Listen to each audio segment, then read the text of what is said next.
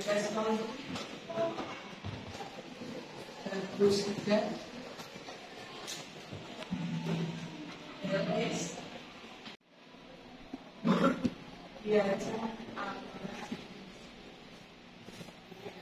biar sifat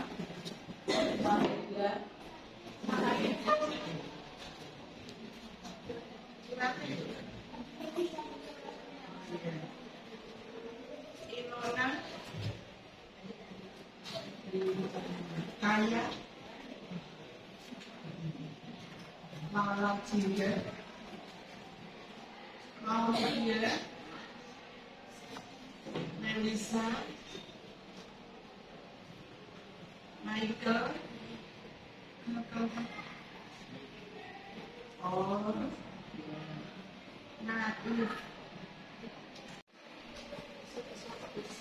Safira Tiara Yakuba Sesa Selapa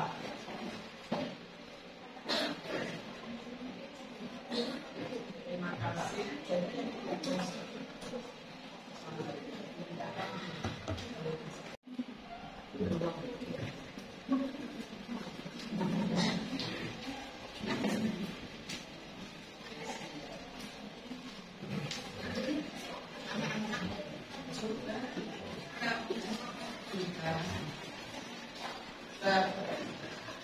Pengapahan jadinya kita perkenalkan dulu pakai keluarga kita perkenalkan dulu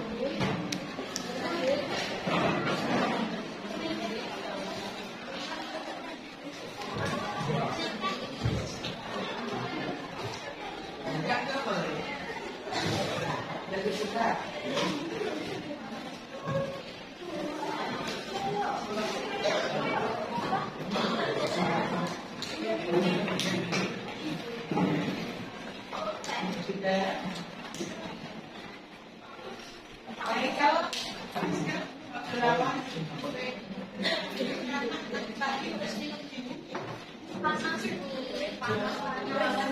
jaga kesehatan karena puasa lagi tidak memungkinkan ya begitu susunya sehat pes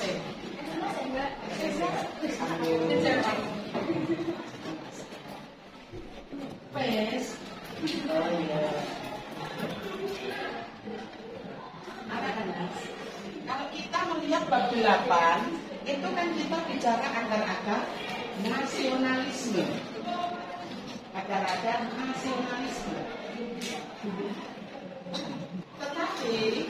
Tetapi sebelum kita menuju ke bab 8, kalian sudah mempelajari bab 7.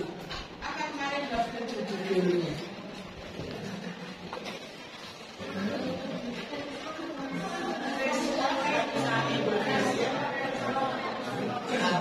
Respon bangsa Indonesia, respon dan dampak bangsa Indonesia terhadap kolonialisme dan imperialisme. Apakah ada hubungan antara kalau kita lihat bab 7 dengan bab 8? Bab 8 kita lihat judulnya saja bicara nasionalisme, ya kan? Bab 7 bicara respon dan dampak kolonialisme imperialisme. Dari dua judul itu maka bisa dicari link atau garis merahnya. Ternyata di dalam bab 7 dan bab 8 ada hubungannya. Coba salah satu menjelaskan ke saya, apa hubungan nasionalisme yang ada pada bab 8 dengan bab 7? Bab 7 bicara kolonialisme, imperialisme, dampaknya dan respon bangsa Indonesia. Sementara bab 8 kita mau menuju ke nasionalisme. Adakah hubungannya? Ada. Coba saya jelaskan salah satu. Ada, oke? dampak dari nasional liberalisme sama kolonialisme itu melahirkan bangsa Indonesia itu punya rasa nasionalisme. Jadi Bagas menjelaskan dengan adanya kolonialisme imperialisme ternyata bangsa Indonesia muncul rasa nasionalisme. Siapa punya pendapat beda? Bagas betul. Siapa punya pendapat beda? Teman-teman mewakili satu. Idem sama. Samanya bagaimana?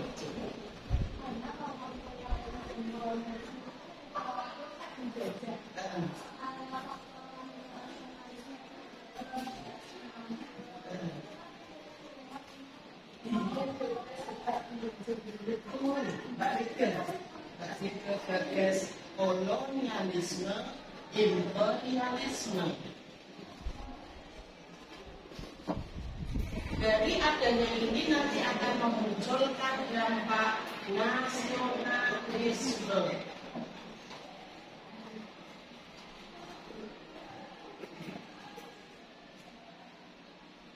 Seperti ini. Ya. Saya kembalikan ke kamu. Misal kamu mendapat tekanan.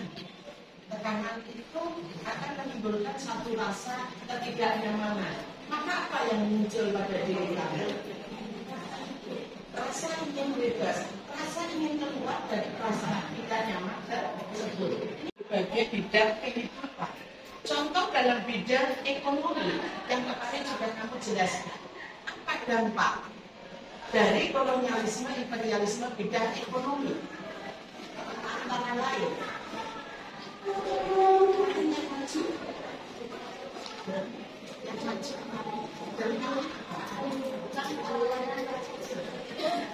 terus menimbulkan perlawanan rakyat di berbagai daerah. Contohnya perlawanan kerajaan Islam. Ya, kayak Hindu kan tidak ada perlawanan. Karena kita Hindu masuk itu dengan cara apa teori masuknya ini kalau kita masih ingat? Adakah peperangan dari kerajaan India untuk menuju ke Indonesia? Tidak. Ada beberapa teori kan di dalamnya. Nah, dari beberapa teori, 5 teori itu yang sesuai namanya dengan kasta, ditambah 1 teori, kasta kan ada 4.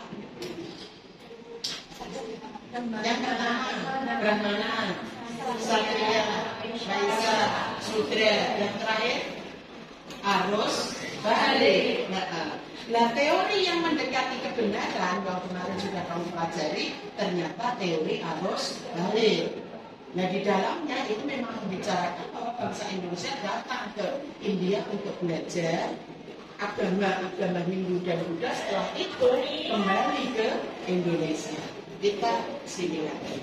Berarti kamu sudah paham ya, link yang ini terbentuk antara adanya kolonialisme dengan nasionalisme itu adalah tekanan dari bangsa Eropa yang menyebabkan bangsa Indonesia memunculkan rasa nasionalismenya.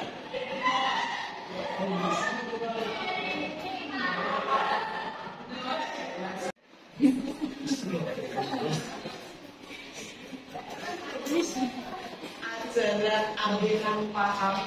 Kalau kita artikan nasionalisme adalah ajaran tentang kebangsaan atau bangsa.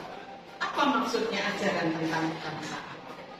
Di dalam Kamus Besar Bahasa Indonesia di bukumu dijelaskan apa itu Mbak Selvira dalam KBBI. Dalam KBBI, Kamus Besar Bahasa Indonesia. Kemudian Kamus Besar Bahasa Indonesia atau KBBI adalah bahasa pelajaran mencintai bangsa dan negara sendiri. Ada kata mencintai bangsa. Berarti di sini yang diutamakan rasa kepedulian itu kepada diri sendiri atau kepada bangsa. Bangsa yang utama.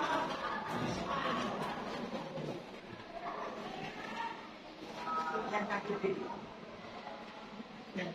menjelaskan tentang penekanan pada rasa cinta kepada bangsa. Kemudian ada tokoh Ernest Renan. Ini juga tokoh nasionalisme. Ernest Renan. Kemudian Hans Kuhn. Dua tokoh mewakili tokoh nasionalisme. Hans Kuhn, apa itu nasionalisme? Hans Kuhn, apa itu nasionalisme? Kami yang berpendapat bahwa kesejahteraan individu harus diserahkan kepada negara dan bangsa. Luar biasa. Ditanya langsung bercerita. Hans Kuhn berpendapat kesetiaan tertinggi individu ada atau diserahkan pada bangsanya. Berarti kembali lagi seperti pengertian KBBI. Kesetiaan, loyalitas. Berarti kamu sebagai siswa, saya kembalikan di sini, itu pernyataan Hans Kuhn. Kesetiaan tertinggi kamu sebagai siswa, loyalitas kamu sebagai siswa diserahkan atau diletakkan di mana? Sekolah, karena kamu di lingkup sekolah. Ya, berarti di sini kesimpulannya mengutamakan kepentingan sekolah, baru kepentingan kita. Dalam bahasa PKN Pak Moncing itu hak dan kewajiban, berarti mendahulukan apa? Mendahulukan kewajiban dulu, baru hak kamu peroleh. Kan seperti itu. That's good. Kemudian apa pendapat Ernest Renan? Ernest Renan terkait dengan persatuan atau persatuan. Sudah, siapa yang mau menjelaskan tentang pendapat Ernest Renan? Sudah ada dua pendapat KBBI, kemudian yang kedua Hans Kuhn, yang ketiga Ernest Renan. Oke?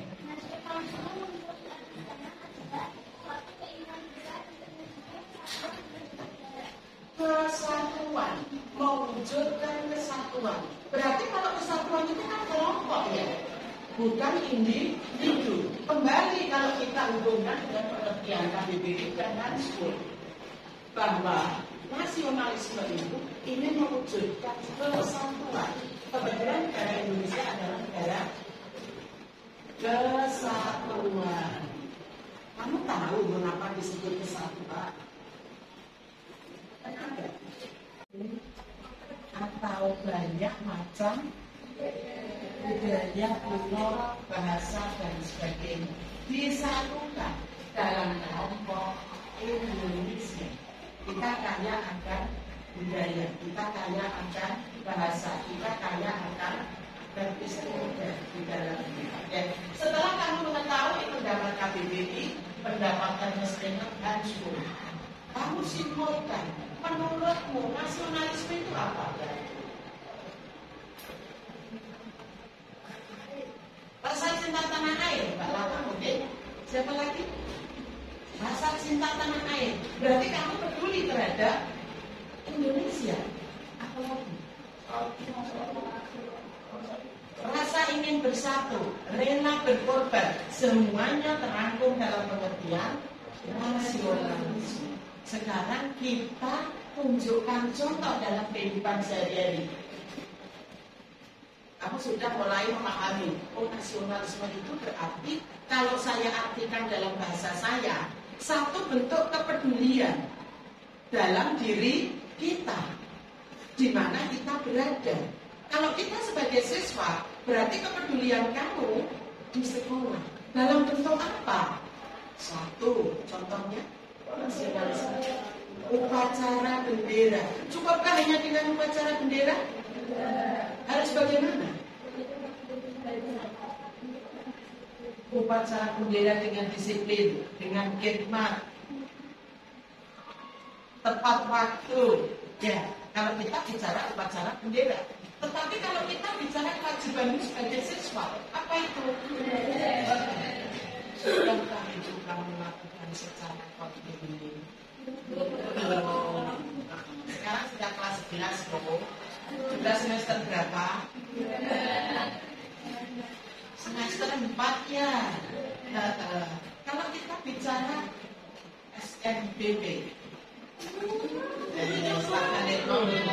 tak balik nol. Masih berapa semester yang harus kamu siapkan?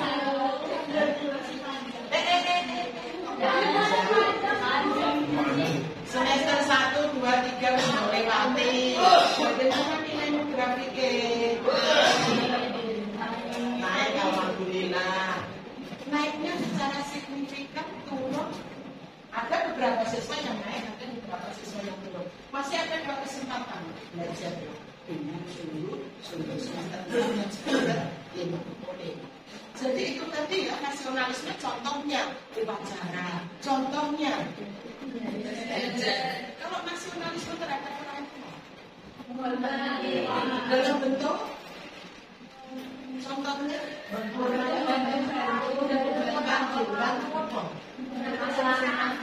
tenane masa itu masa alhamdulillah membantu orang tua meminta uang. Bantu orang tua apa? Membersihkan rumahnya, bersihkan kamar deh, boleh masa air.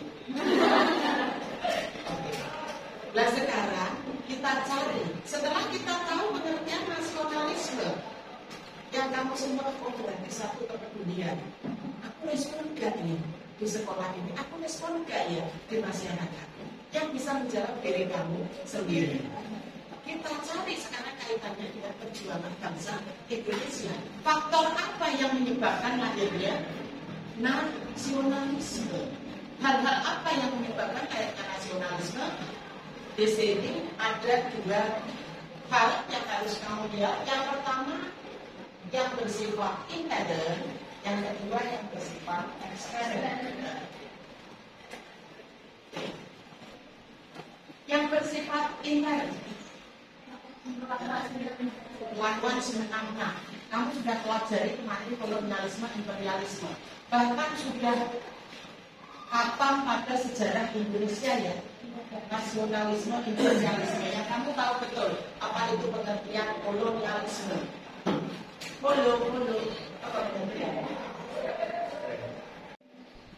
Penjajah Belanda, imperialisme.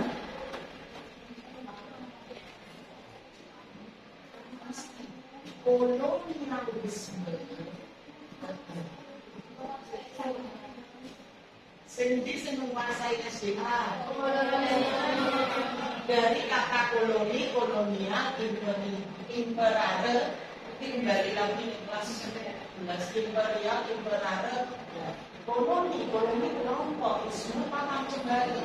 Tapi kalau kolonial itu penjajah, berarti itu paham penjajah. Sama sebenarnya pengertiannya, bedanya di mana? Kalau kolonialisme malingo ekonomi, sumber daya alam. Kalau untuk imperialisme,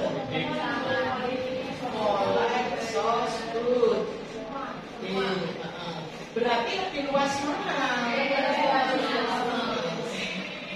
Dari kesini, ojo lali pelajaran sejarah kolonialisme imperialisme, ya.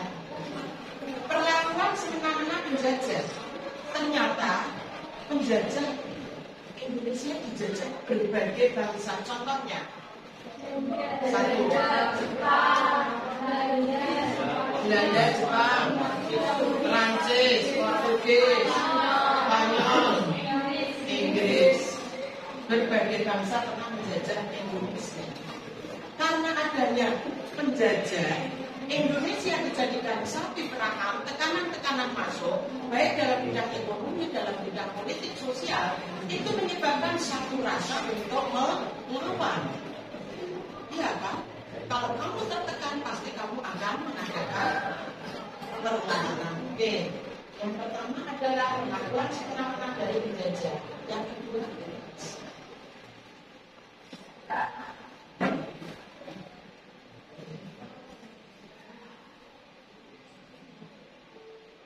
Yang kedua, ini bentuknya ya, bentuk penderitaannya, contohnya. Seperti apa itu? Belanda sampaikan contoh, tanam paksa, untuk stelsel, kerja rodi, upah rendah, kemudian contoh Jepang Romusa, rampasan hasil pertanian sampai fasisme. Sudah kamu pelajari semuanya. Apa itu fasisme? Fasis, apa itu? Itu sudah dipelajari sejarah Indonesia. Ingat nggak? Fasisme adalah paham yang ditimbulkan oleh Jepang. Esto, jadinya paham yang ditimbulkan oleh Jepang. Nanti Jepang, Italia pada Perang Dunia I akan memunculkan apa itu fasisme. Nanti kita pelajari nasionalisme Jepang, ya, pelan-pelan. Ini yang pertama tadi. Kemudian yang kedua, yang pertama kan karena adanya tekanan atau tindakan semena-mena dari penjajah. Yang kedua, kenangan kejayaan masa lampau. Kenangan dari kerajaan. Kalau masa lampau yang kita pikirkan kan kerajaan ya, kerajaan ini. Oke, Majapahit, Singa, Sriwijaya. Ada apa dengan Majapahit? Apa yang bisa kita tampilkan? Wilayah Indonesia lebih luas dibanding pada masa Majapahit, lebih luas dibanding pada masa penjajahan. Coba kamu bayangkan, siapa yang berjasa dalam pemegang bersama Majapahit? Kamu masih ingat Patih Gajah Mada yang menempatkan sumpahnya? Apa itu? Sumpah Bukti Pala. Di sini kan lihat? Di sini kan lihat? Apa maksudnya?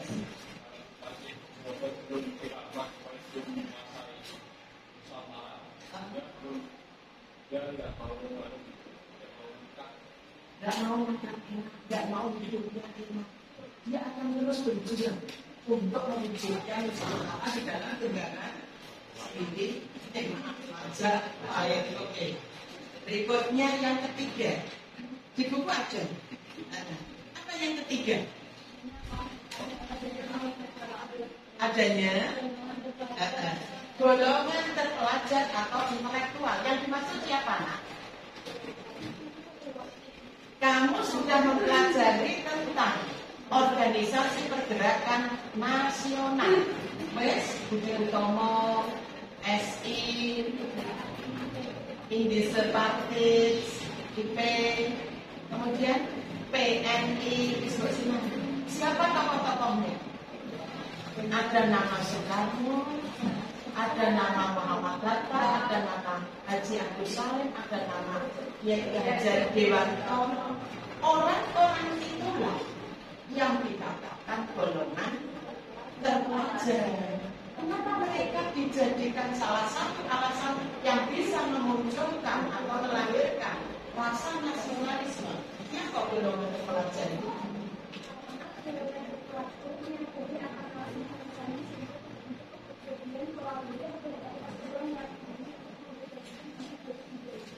Kalimat membebaskan diri dari penjajahan itu semuanya motivasi dari golongan terpelajar kepada rakyat. Jadi golongan terpelajar itu sebagai motivator, pemberi motivasi kepada rakyat. Untuk apa? Untuk merdeka. Maka kalau kita lihat organisasi-organisasi yang didirikannya, contoh yang pertama, Budi Utomo. Di dalam Budi Utomo kita katakan organisasi modern karena sudah ada mulai dari pembentukan struktur organisasi, mulai dari ketua sampai dengan tujuan. Sudah ada semuanya, ketua, wakilnya, kemudian tujuannya apa. Kalau kita lihat ke tujuannya, pasti kamu tahu tujuannya apa? Karena sifatnya nasional untuk merdeka. Tetapi beda dengan Kelantan Diponegoro misalnya. Kelantan Diponegoro apa tujuannya?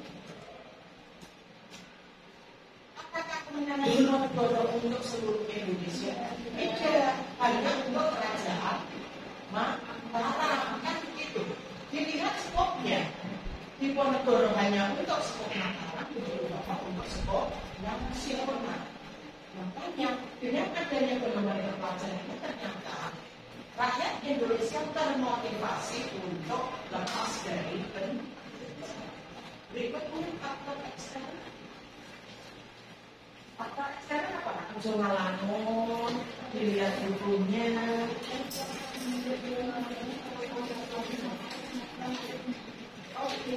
Pada sinau Perang Dunia I, Perang Dunia II, Perang Dunia I sudah, Perang Dunia I.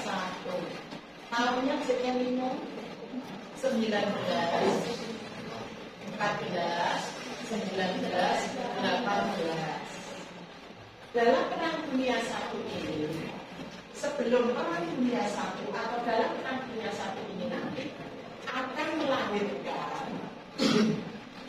nasionalisme dari berbagai bangsa dengan adanya Perang Dunia I. Contohnya nasionalisme Turki, nasionalisme Jepang, nasionalisme Cina, India, Indonesia. Kan sama kalau kita hubungkan dengan yang Indonesia tadi. Karena ini lingkupnya sudah dunia. Ini yang pertama, faktor eksternal. Kemudian yang kedua, kemenangan Jepang melawan Rusia. Tahun berapa? 1905. Mengapa kemenangan Jepang melawan Rusia 1905 itu dikatakan bisa memberikan ide atau eman bagi bangsa Asia khususnya. Karena pada saat itu bangsa Asia kan berada di bawah kekuasaan bangsa Eropa. Ya, contohnya kemenangan Jepang melawan Rusia. Kamu bisa menjelaskan ini? Mengapa Jepang menang akhirnya bisa memberikan motivasi kepada termasuk Indonesia untuk jadi melawan bangsa Barat?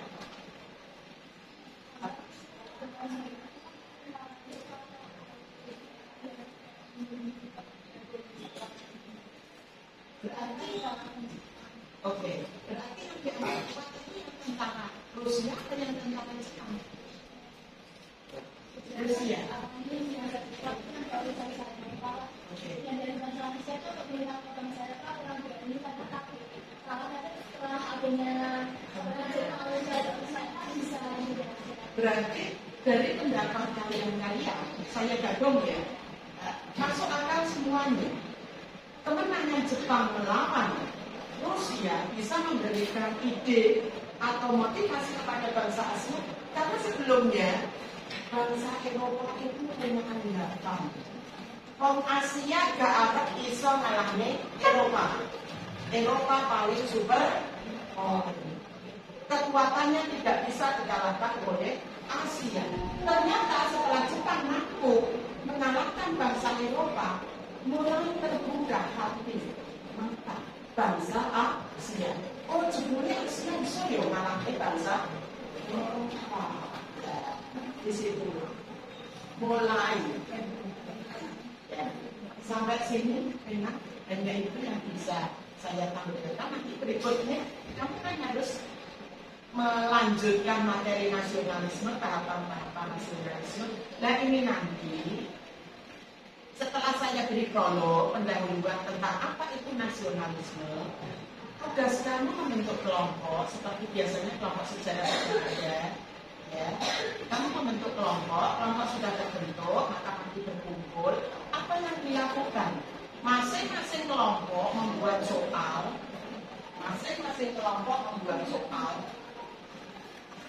10 soal isian singkat.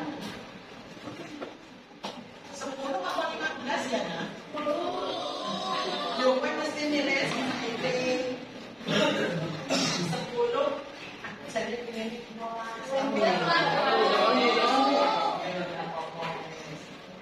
kelompok jumlahnya ada yang 7, enggak ya? Ada yang 5. Berarti yang berarti satu anak katakanlah ada yang dapat bagian 3 soal bila jumlah ini kelompoknya 3, ada yang dapat 2. Ada yang dapat 4 soal. Buat isian singkat, materinya tentang apa? Bab 8 semuanya 10 soal. Terus nanti kamu masukkan ke dalam dibuat TTS. Ngerti ya? Kamu kan tahu aplikasinya. Buat soal dulu, berkelompok, terus dimasukkan ke dalam TTS. Tulis tangan saja. Nanti saya beri waktu 15 menit. 20 menit final. 20 menit final. Seminggu selama Indonesia ini yang dipakai membuat soal 10 menit. Kalau merancang mau, merancang bentuknya untuk TTS, ya kolom-kolomnya itu kan cari di pakai HP bisa. Kolom itu nggak tahu, ada bisa. Ada aplikasinya ya. Boleh inomobi, terus dari soalnya 10. Ada yang ditanyakan? Dan kunci jawabannya ditaruh di baliknya kertas. Oke? Atau di kertasnya sendiri ya kuncinya. Di kertasnya sendiri ya. Ya karena itu nanti kan dicocoknya dikerjakan kelompok lain. Misalnya kelompok 1 tidak ada kelompok apa. Kelompok 2 tidak ada kelompok berikutnya. Ya. Kunci jawabannya di kertas lembaran berbeda. Oke? Sekarang kelompok 1 ya. Materinya bab 8 semuanya. Bab 8 semuanya. Kamu jangan melihat materi yang ada di layar soal. Yang soal kamu cari sendiri. Ya. Misalkan jawabannya sama nggak masalah. Karena kita berbeda.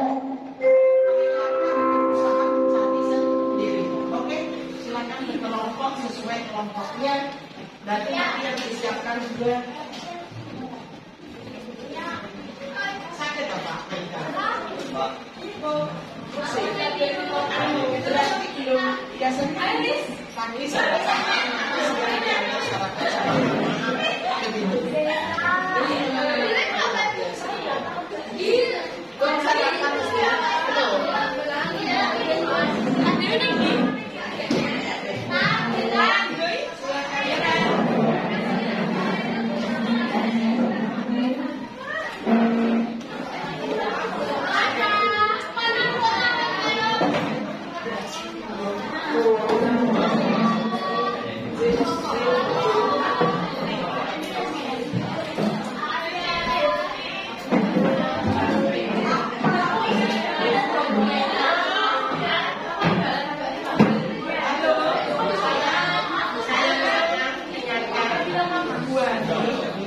9.08 nunggu tryout